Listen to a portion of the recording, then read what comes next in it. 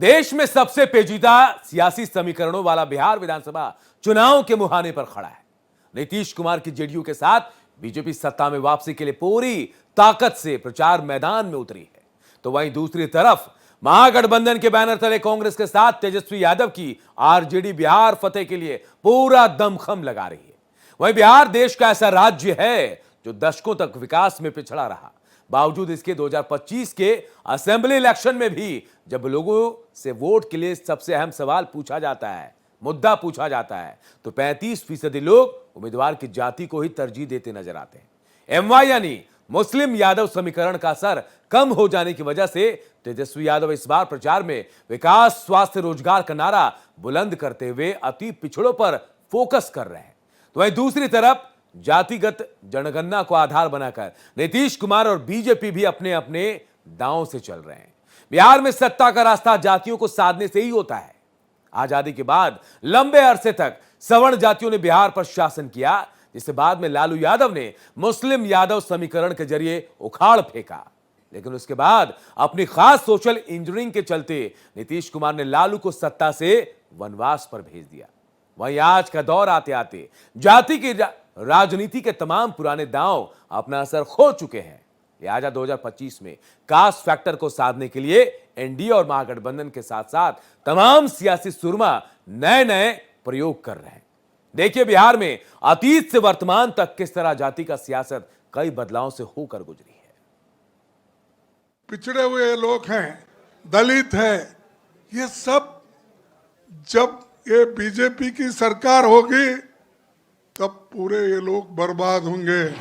हम जाति जनगणना करवाना चाहते हैं क्योंकि हम दूध का दूध, पानी का पानी करवाना चाहते हैं और दिखाना चाहते हैं कि इस देश में दलितों की, अति पिछड़ों की कितनी आबादी है। जो भी एनडीए में जितने मंत्री हैं वो समाज के सबसे बड़े दुश्मनों के केवल अपने लाभ के लिए काम कर रहे हैं, व्यक्तिगत रूप के लिए कर रहे हैं, समाज के लिए नहीं कर रहे हैं। बिहार की जनता ये देख लेगी कि कौन बीजेपी को कामयाब कराना चाहता है या कौन बीजेपी को रोकना चाहता है। मोदी आएंगे, कहेंगे कि सब लोग हमको नीतीश को वोट दे दीजिए, तो देंगे हम लोग वोट, नहीं दीजिएगा।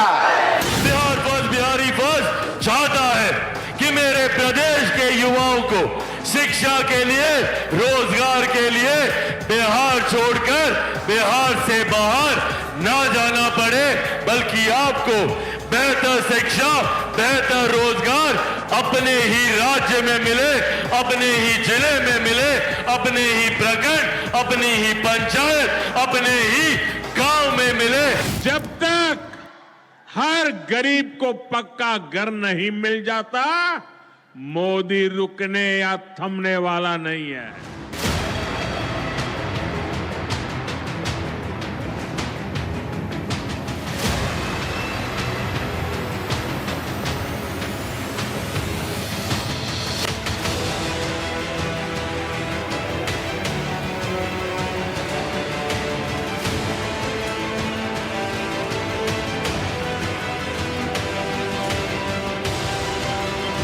पिछड़े को प्राथमिकता, गरीब की सेवा, यही मोदी का लक्ष्य है। बिहार की चुनावी जंग, कास्ट फैक्टर बेहद अहम।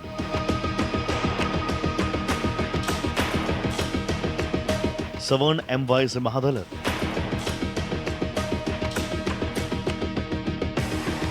बदला जीत का गणित। एनडीए और महागठबंधन, किसके पक्ष में जाति समीकरण।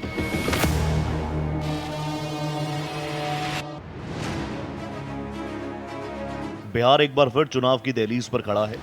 लोग अपने वोट की ताकत से तय करेंगे कि कौन बिहार की सत्ता संभालेगा और कौन विपक्ष में बैठेगा। लेकिन इस बार बिहार के लोग किस आधार पर मतदान करेंगे? विकास के मुद्दे पर, बदलाव के मुद्दे पर, रोजगार के लिए, पलायन रोकने के मुद्दे पर, बेहतर स्कूल कॉलेज के मुद्दे पर, आर्थिक तरक्की के मुद्दे पर, कानून व्यवस्था के मुद्दे पर, औद्योगिक विकास के मुद्दे पर, या आखिर में जाति का जुगाड़ ही चलेगा? बिहार जातीय राजनीति की एक मुखर प्रयोगशाला रहा है। बिहार के सियासी अखाड़े में खड़े बड़े बड़े नेता भले ही विकास और बदलाव की बातें कर रहे हो, बिहार फर्स्ट, बिहारी फर्स्ट की बातें कर रहे हो, लेकिन भीतर खाने जातीय समीकरण साधने के लिए बहुत सावधानियों से गोटियां सेट की जा रही हैं। ऐसे में जातीय आधारित छोटे दलों की पूछ बढ़ गई है। मुकेश सैनी की वीआईपी हो या उपेंद्र कुशवाहा की आरएलएम, जीतन राम मांझी की हम हो या चिराग पासवान की एलजेपीआर, पार्टियों ने अपनी सहूलियत के हिसाब से पाला चुना हुआ है। बड़े राजनीतिक दलों की मजबूरी यह है कि जातीय आधारित छोटे दलों से साथ आने से उनकी ताकत बढ़ जाती है, तो उनके विरोध से अधिक नुकसान के ग्रह गोचर बनने लगते हैं। बिहार की चुनावी राजनीति में अगड़ा पिछड़ा आजादी के पहले से ही शुरू हो चुका था। आजादी के शुरुआती 20 वर्षों तक बिहार की सत्ता में सवर्णों का वर्चस्व रहा। उसके बाद पिछड़ों को सत्ता में भागीदारी दिलाने की राजनीति शुरू हुई। लेकिन 1960 के दशक में बिहार में पिछड़ों की आवाज बुलंद करने वाले ज्यादातर नेता सवर्ण जाति से ताल्लुक रखते थे। यही वजह है कि 1967 में बिहार की पहली गैर कांग्रेसी सरकार के मुखिया भी कायस्थ जाति के महामाया प्रसाद सिन्हा बने। जाति के करण से सत्ता के लिए उमंग तैयार करने का काम तूफानी रफ्तार से चला। डॉक्टर लोहिया और कर्पूरी ठाकुर की सोशलिस्ट धारा और जेपी आंदोलन से निकले कुछ युवा नेताओं ने बिहार में जाति की राजनीति को नया आकार दिया। इसमें लालू प्रसाद यादव भी हैं, नीतीश कुमार भी, अब इस दुनिया में नहीं रहे रामविलास पासवान भी और शरद यादव भी। 1990 के दशक की शुरुआत में लालू यादव ने मुस्लिम प्लस यादव समीकरण के आधार पर बिहार में 15 साल तक राज किया। यादवों का वर्चस्व बढ़ा तो उसके विरोध में दूसरी पिछड़ी जातियां लामबंद हुई। साल 2005 में नीतीश कुमार ने नए जातीय समीकरणों को साधते हुए सत्ता हासिल की।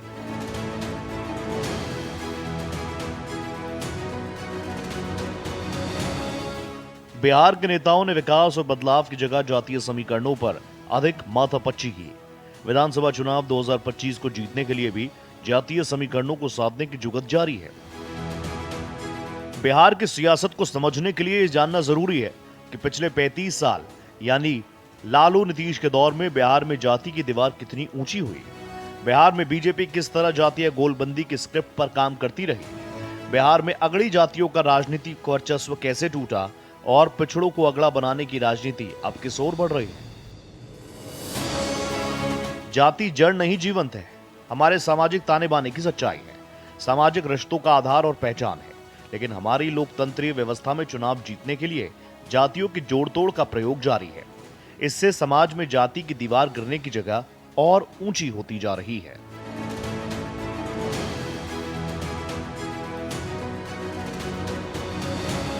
भीतर खाने जातीय ध्रुवीकरण के आधार पर सत्ता हासिल करने के लिए समीकरण बैठाने की होड़ में शायद ही कोई राजनीतिक दल पीछे हो।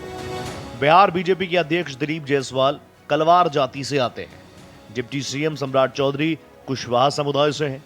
उप मुख्यमंत्री विजय सिन्हा की जाति भूमिहार है।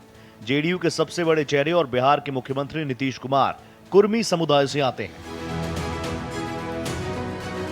जीतन राम मांझी की पार्टी हो या उपेंद्र कुशवाहा की, चिराग पासवान की पार्टी हो या मुकेश सैनी की, लालू प्रसाद यादव की आरजेडी हो या फिर कांग्रेस, आरजेडी ने बिहार प्रदेश अध्यक्ष की कुर्सी पर धानुक जाति से ताल्लुक रखने वाले मंगनीलाल मंडल को बिठाया। तो कांग्रेस ने दलित समुदाय से आने वाले राजेश कुमार को बिहार कांग्रेस की जिम्मेदारी सौंपी। मकसद साफ है, सत्ता के लिए वोटों की सोशल इंजीनियरिंग।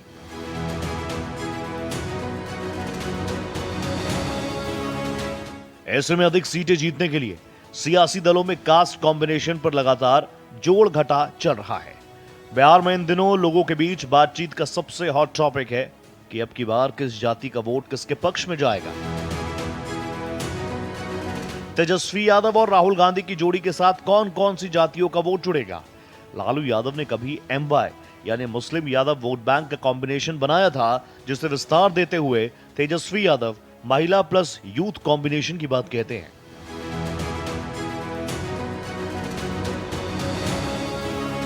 दो साल पहले आई बिहार सरकार की जातीय सर्वेक्षण रिपोर्ट कहती है कि सूबे में यादव सबसे बड़ी जाति है। सूबे की आबादी में यादवों की हिस्सेदारी 14% से अधिक है। 13 करोड़ की आबादी वाले बिहार में ओबीसी की हिस्सेदारी 63.14% है, जिसमें 2 कैटेगरी है, एक बैकवर्ड क्लासेस और दूसरी एक्सट्रीमली बैकवर्ड क्लासेस।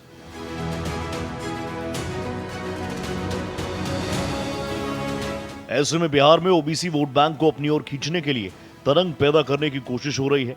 1990 के दशक में लालू यादव ने यादव प्लस मुस्लिम वोट बैंक को साधते हुए समीकरण बनाया, जिसमें यादव मजबूत हुए। मुस्लिमों में भी कुछ जातियों को ही सत्ता का फायदा मिला। लालू यादव के सामाजिक न्याय की आंधी में सूबे की अगली जातियां किनारे लग गई। उनके दौर में यादवों का समाज से सत्ता प्रतिष्ठान तक प्रभाव बढ़ा। इससे माइनस यादव ओबीसी जातियों में नाराजगी बढ़ने लगी। इसी जातीय असंतोष से कुर्मी राजनीति का उदय हुआ, जिसका चेहरा बने नीतीश कुमार। साल 2005 में सत्ता में आने के बाद नीतीश कुमार ने जातीय समीकरणों को साधने के साथ विकास का इंजन भी जोड़ दिया। उन्होंने लालू राबड़ी राज में यादवों की तुलना में पिछड़ी ओबीसी जातियों के साथ दलितों में महादलित और मुस्लिमों में पासमानदा को अपने साथ जोड़ लिया।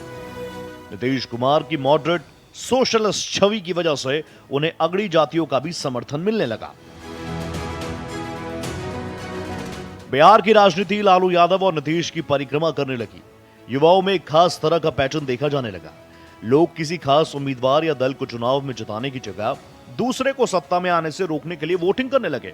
अगड़ा पिछड़ा की लड़ाई में बिहार का सबसे अधिक नुकसान यह हुआ कि सूबे का पढ़ा लिखा वर्ग तेजी से बाहर निकलने लगा। ब्यूरोक्रेसी में ज्यादातर अफसर ऊंची जातियों के थे, जिन्हें सामाजिक न्याय की राजनीति के झंडा बरदार अहम पदों पर बैठाना नहीं चाहते थे। नतीजा यह रहा कि कुछ डेप्यूटेशन पर बाहर निकल गए, तो कुछ बिहार में ही अपनी तैनाती के हिसाब से हालात बदलने का इंतजार करते रहे। यह भी बिहार के राजनीतिक चरित्र दोष और सत्ता की प्यास है कि जिस गैर कांग्रेसवाद की धारा से लालू प्रसाद यादव और नीतीश कुमार का राजनीतिक उदय हुआ, वही नीतीश कुमार कांग्रेस की मदद से अपनी सरकार बचाते हैं। यह भी बिहार की राजनीति में जातियों का प्रभाव और कालचक्र है, जिसमें कभी अगड़ी जातियों के नेताओं के पीछे पिछड़ी जातियों के नेता खड़े हुआ करते थे। आज की तारीख में पिछड़ी जातियों के नेताओं के पीछे अगड़ी जातियों के नेता अपने वजूद को बचाने के लिए संघर्ष करते दिख रहे हैं। ऐसे में बिहार की सत्ता में पिछड़ी जातियों के सत्ता के केंद्र बिंदु में आने की कहानी समझने के लिए साल 1967 में जाना होगा, जब नारा लगता था, संसोपा ने बांधी गांठ, पिछड़ा पावे 100 में 60। दरअसल 1960 के दशक में सोशलिस्ट राम मनोहर लोहिया ने बिहार और यूपी में पिछड़ी जातियों की गोलबंदी शुरू की, जिसका साइड इफेक्ट ये रहा कि आजादी के 20 साल के भीतर ही बिहार में सत्ता सवर्णों के हाथ से निकलकर पिछड़ा समुदाय के हाथों में चली गई। समाज और सत्ता का चक्र हमेशा घूमता रहता है। कभी अगड़ा बनाम पिछड़ा की लड़ाई थी, अब पिछड़ों में अगड़ा पिछड़ा की चल रही है। आजादी के बाद के शुरुआती 20 वर्षों तक बिहार की सत्ता में सवर्णों का वर्चस्व रहा। इसमें भूमिहार, ब्राह्मण, राजपूत और कायस्थ जातियों के लोग शामिल थे। वहीं साल 2020 में बिहार में 28 राजपूत, 21 भूमिहार, 21 ब्राह्मण और 3 कायस्थ जाति के उम्मीदवार विधानसभा पहुंचने में कामयाब रहे। कभी जिस बिहार में भूमिहारों को सामाजिक, आर्थिक और राजनीतिक रूप से सबसे ताकतवर और प्रभावशाली माना जाता था, नए सरकारी आंकड़े बता रहे हैं कि सवर्णों में सबसे बुरी स्थिति इसी जाति के लोगों की है। साल 1990 में जब लालू प्रसाद यादव सत्ता में आए, तो उस साल यादव जाति के 63 उम्मीदवार विधानसभा पहुंचे। अगले चुनाव यानी 1995 में यह संख्या बढ़कर 86 तक पहुंच गई। लेकिन 2020 के बिहार चुनाव में यादव विधायकों की संख्या 54 पर आ गई, जिसमें से लालटेन चुनाव चिन्ह से सिर्फ 36 यादव विधायक बने। बिहार का इतिहास गवाह है कि जातियों से सत्ता को ताकत मिली और सत्ता से जातियों के भीतर खास लोगों को सत्ता के लिए जातीय समीकरण साधने में बिहार की तरक्की की रफ्तार सुस्त होती गई।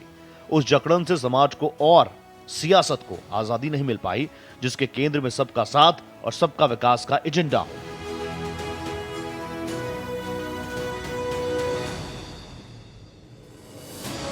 जातिगत जनगणना बिहार विधानसभा चुनाव के लिए टर्निंग पॉइंट साबित होने वाली है। जातिगत जनगणना की मुहिम की शुरुआत बिहार से हुई। नीतीश सरकार के सदन के अंदर जातिगत जनगणना को लेकर सर्वसम्मत प्रस्ताव भी पारित किया गया। सभी दलों ने जातिगत जनगणना के पक्ष में आवाज बुलंद की। 2022 में जातिगत सर्वे करवाया गया। 2 अक्टूबर 2023 को सर्वे की रिपोर्ट प्रकाशित हुई। इसके मुताबिक राज्य की आबादी 13.07 करोड़ दर्ज की गई। जातिगत जनगणना में कई अहम तथ्य सामने आए। 13 करोड़ की आबादी में अन्य पिछड़ा वर्ग और अत्यंत पिछड़ा वर्ग की आबादी 63.01% दर्ज हुई। कुल मिलाकर 214 जातियों का सर्वे करवाया गया। सर्वे में जातियों की संख्या और प्रतिशत का आकलन भी किया गया। कई ऐसी जातियां सामने आई जो संख्याबल होने के बावजूद विकास की दौड़ में पीछे दिखी। जातिगत सर्वे रिपोर्ट के मुताबिक बिहार में दलितों की आबादी 19.65% है। यह आबादी बिहार की राजनीति को प्रभावित करती है। दलितों में पासवान सबसे अधिक है। पासवान जाति की आबादी 5.31% है। दूसरे स्थान पर रविदास है। रविदास की आबादी 5.25% है। दलित वोट बैंक को लेकर राजनीतिक दल जोर आजमाइश कर रहे हैं। राहुल गांधी दलितों को करीब लाने के लिए बिहार में कई कार्यक्रमों में हिस्सा ले चुके हैं। अति पिछड़ा वोट बैंक को लेकर भी बिहार में सियासत होती रही। इस वोट बैंक की बदौलत नीतीश कुमार पिछले 20 सालों से सत्ता के शीर्ष पर बने हुए हैं। अति पिछड़ा वोट 36.01% है तो पिछड़ा वोट 27.12% है। एबीसी में कुल 112 जातियां हैं, जबकि पिछड़ा वर्ग में कुल 30 जातियां हैं। इस तरीके से पिछड़ा और अति पिछड़ा मिलाकर कुल 142 जातियां हैं। जाति जनगणना के मसले को महागठबंधन के नेता भी भुनाना चाहते हैं। राष्ट्रीय जनता दल और कांग्रेस नेता जातिगत जनगणना के आधार पर बिहार में आरक्षण की सीमा बढ़ाने की मांग कर रहे हैं और इसे 75% तक बढ़ाने की मांग की जा रही है। साथ ही महागठबंधन के नेता आरक्षण के मसले को 9वीं अनुसूची में डाले जाने की वकालत भी कर रहे हैं। हालांकि मामला कोर्ट में विचाराधीन है। वहीं सत्ता पक्ष का कहना है कि नरेंद्र मोदी ने जहां राष्ट्रीय स्तर पर जातिगत जनगणना करने को लेकर स्वीकृति दी है, वहीं बिहार में भी सर्वे रिपोर्ट के आधार पर कई विकास के कार्य किए गए और लोग राहत महसूस कर रहे हैं। राजनीतिक विश्लेषकों के मुताबिक जातिगत सर्वे रिपोर्ट ने बिहार की सियासत को भी प्रभावित किया है। अब जातिगत आधार पर लोग हिस्सेदारी की मांग कर रहे हैं और विधानसभा चुनाव के दौरान राजनीतिक दलों को उसी अनुपात में हिस्सेदारी देनी होगी। इस चुनाव में एक कारगर मुद्दा साबित हो सकता है।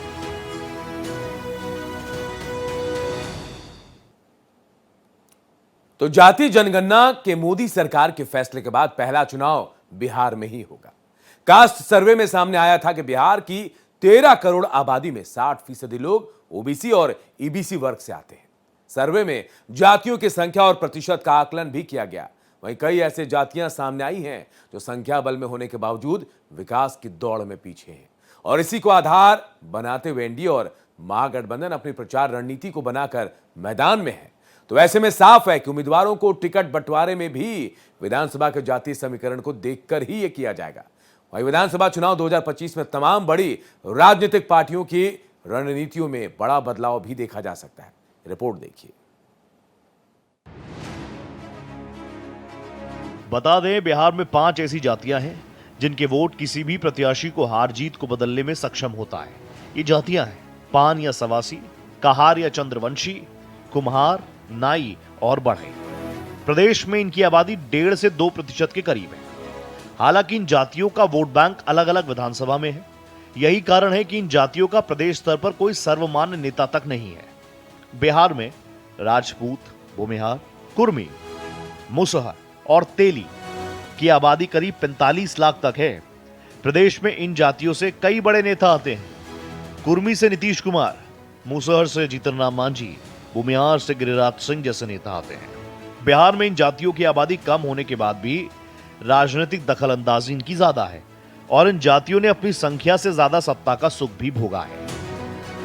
ब्राह्मण, यादव, चमार, कुशवाहा और पासवान जातियां राजनीति की दिशा तय करती हैं। इन जातियों से कई बड़े नेता निकले हैं। यादव समाज से राष्ट्रीय जनता दल के नेता लालू प्रसाद यादव, उनके बेटे तेजस्वी यादव प्रमुख चेहरों में से एक है। यादव समाज आरजेडी का पारंपरिक वोट बैंक माना जाता है। वहीं ब्राह्मण समुदाय से जनसुराज पार्टी के संस्थापक प्रशांत किशोर, आरजेडी के मनोज झा, जेडीयू के संजय कुमार झा और बीजेपी के मंगल पांडे जैसे चेहरे आते हैं। कुशवाहा समाज से उपेंद्र कुशवाहा और सम्राट चौधरी सरीखे जैसे चेहरे हैं। पासवान समाज से चिराग पासवान जैसे चेहरे हैं।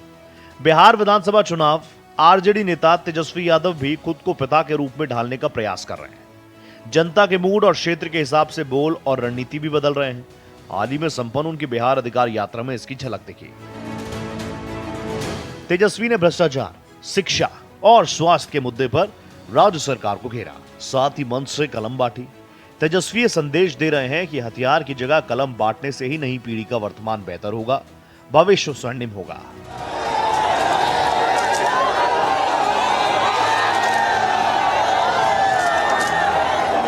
तेजस्वी की रणनीति में बदलाव की वजह यह है कि वो जानते हैं कि उन्हें सिर्फ MY समीकरण से ही सत्ता नहीं मिलेगी। तेजस्वी को लगता है कि युवा और दूसरे वोटों का समीकरण जब तक नहीं जुड़ेगा, सत्ता उनसे दूर रहेगी। इसके अलावा महागठबंधन में आरजेडी की प्रमुख सहयोगी पार्टी कांग्रेस भी जाति और धर्म की बात कभी नहीं करती। इसलिए तेजस्वी A to Z के साथ विकास, रोजगार, भ्रष्टाचार की बात करते हैं। ये बिहार की धरती है, बिहार की धरती, और बिहार की धरती लोकतंत्र की जननी है। और ये कुछ भाजपाई लोग, कुछ नहीं, 2 भाजपाई लोग इलेक्शन कमीशन के साथ मिलकर के चाहते हैं इस लोकतंत्र की जननी से लोकतंत्र को ही खत्म कर दिया जाए। अब आप लोग बताओ, बिहार के लोग, क्या लोकतंत्र को खत्म होने देना है? क्या संविधान को खत्म होने देना है? आप बताओ, लोकतंत्र चाहिए कि राजतंत्र चाहिए? ये भाजपा के लोग, इन लोगों का दिमाग घुटने में है। ये लोग चाहता है कि बिहारी लोग को ठग ले। ये मोदी जी चाहते हैं फैक्ट्री लगाएंगे गुजरात में, अब विक्ट्री चाहिए बिहार में। ऐसा होने वाला है क्या? ऐसे न ऐसे ठग लोगों को ये बिहार की जनता उड़ती चिड़िया को हल्दी लगाना जानती है। वहीं बिहार की राजनीति में अति पिछड़ा वर्ग की भूमिका किसी भी दल की जीत हार तय करने में निर्णायक मानी जाती है। पिछले 2 दशकों से मुख्यमंत्री नीतीश कुमार ने इस वोट बैंक को अपने साथ मजबूती से जोड़े रखा है। 36% से अधिक की हिस्सेदारी वाले अति पिछड़ा मतदाता चुनावी गणित में किंग मेकर की भूमिका निभाते रहे। मंगनी लाल मंडल को राजद ने प्रदेश अध्यक्ष बनाया। मंगनी लाल मंडल के प्रदेश अध्यक्ष बनाए जाने के पीछे आरजेडी का बिहार में पिछड़ा कार्ड के रूप में देखा जा रहा है। इसके अलावे पार्टी के प्रदेश प्रधान महासचिव की जिम्मेदारी फिर से रणविजय साहू को सौंपी गई। आरजेडी अपने पारंपरिक मुस्लिम यादव वोट बैंक के साथ अति पिछड़ों को जोड़कर एक नया MYE मुस्लिम यादव EBC फॉर्मूला तैयार करने की ओर बढ़ रहा है। इसके पीछे कारण है कि बिहार विधानसभा की कुल 243 सीटों में से लगभग 100 सीटों पर अति पिछड़ा वोट निर्णायक भूमिका निभाता है। वहीं दूसरी तरफ भारतीय जनता पार्टी के रणनीतिकार अमित शाह के लिए बिहार विधानसभा चुनाव 2025 एक गंभीर चुनौती बन गया है। बीजेपी सोर्सेस की माने तो जीत के समीकरण का आकलन करते हुए अमित शाह इस बार बिहार विधानसभा चुनाव में कुर्मी, धानुक और कुशवाहा जाति के उम्मीदवारों को ज्यादा तरजीह देने जा रहे हैं। बिहार की राजनीति में एक बार फिर भूरा बाल शब्द चर्चा का केंद्र बन चुका है। पूर्व सांसद आनंद मोहन ने हाल ही में बयान दिया कि भूरा बाल तय करेगा किसकी सरकार बनेगी। दरअसल भूरा बाल बिहार की राजनीति में नया नहीं है। इसका अर्थ है भू भूमिहार, रा राजपूत, बा ब्राह्मण, ल कायस्थ यानी लाला। ये 4 जातियों का गठजोड़ राज्य के सवर्ण वर्गों का प्रतिनिधित्व करता है। बिहार में इन जातियों की कुल जनसंख्या लगभग 15 से 16% मानी जाती है। दरअसल बिहार में जाति की जड़ें गहरी हैं। इससे बिहार की छवि एक ऐसे राज्य के रूप में मजबूत होती है जहां सोशल इंजीनियरिंग अक्सर व्यापक पॉलिटिकल नैरेटिव पर भारी पड़ता है। लोगों का कहना है कि किसी सीट का जातीय गणित 3 मुख्य दलों द्वारा अपने उम्मीदवारों की घोषणा के बाद तय होगा, क्योंकि कई दावेदार हैं और अलग अलग समीकरण और संयोजन संभव है। Bureau report, Bharat express. और इस बुलेटिन में इतना ही, लेकिन खबरें लगातार जारी है। देखते रहिए भारत एक्सप्रेस।